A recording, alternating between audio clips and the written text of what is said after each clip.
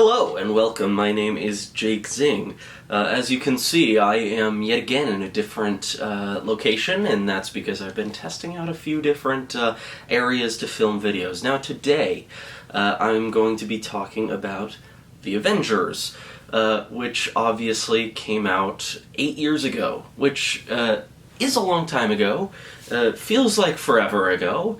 But I did rewatch The Avengers last night. As some of you know, I've been rewatching every Marvel movie, not in order. I've been watching them in a rather strange order, I suppose, but I did it this way partially because I didn't have a plan, but also partially because, the way I did it was watched Iron Man 1, 2, 3, Thor 1, 2, 3, Captain America 1, 2, 3, along with a few others, and then The Avengers. I wanted to get a good sense for the character arcs, where the characters go, and sort of then recontextualize the movies in the MCU through the lens of the arcs of these characters. And upon rewatching The Avengers, I knew that this movie was great, but it actually surprised me again with how great it is. Now, I don't want to just do a review of The Avengers, because I think that anybody watching this already agrees that it's a great movie, and that's just sort of a given. I want to talk about what surprised me about The Avengers, things I noticed for the first time, especially in the context of my MCU rewatch, which is nearing its end, kind of. I think I have 8 movies to go. The first thing I want to talk about is the fact that The Avengers really is the perfect realization of the vision of the Marvel Cinematic Universe. There were 5 MCU movies before this, and The Avengers, I was there to see it. I think I saw it in theaters. I certainly watched it a lot when I was younger. But rewatching it, and rewatching the 5 movies that came out before this, and putting it all into context, really made me realize how much of a miracle it is that it's as great of a movie as it is. Because you take these characters who had these solo movies and you put them together for a really fantastic result. Now, everybody knows that. That's sort of what The Avengers is known for. But the fact that you take these characters, and so I've been rewatching the MCU, as I said, and contextualizing it within the arcs of these characters, it really does a lot for these characters to put them into a scenario with other heroes who are in the middle of their own arcs, and having them intertwine. A few other minor things. Samuel L. Jackson is great in this movie, and I think that stood out to me just because he doesn't get as much love as he deserves. In the more recent MCU movies, he's sort of MIA in the last, every Avengers movie except this one, pretty much. There's the introduction of Alan Silvestri's score, which would become iconic. For some reason, they didn't use that theme in Age of Ultron, and they wisely brought it back in Infinity War.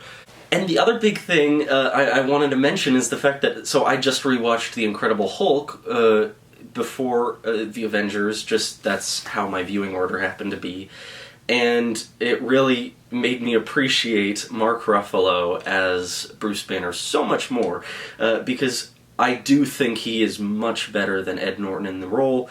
I think that he has a certain groundedness and a gravity to his presence that was certainly missing from Ed Norton. I can't picture him in The Avengers, so I think they made a really good call casting-wise, and the Hulk actually does look really good. I love the redesign, and the visual effects did hold up. I appreciated the fact that Black Widow and Hawkeye were both in MCU movies before The Avengers, which is something that I knew, but like I said, contextualizing it, and the way that things, even back then, really were pretty dang well thought out. And this, I believe, I tried researching it, and from what I understand, this was the first Marvel movie to be distributed by Disney. So Marvel Studios, even though it's become synonymous with Disney, was operating separately for a long time.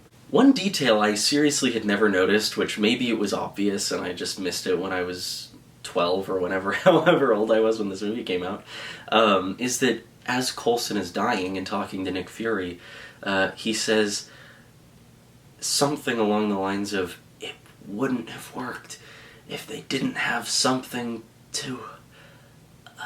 And he was going to say something to avenge, which I just thought is such a great detail. It gives meaning to the title Avengers, and also gives the characters a push towards the end of the movie.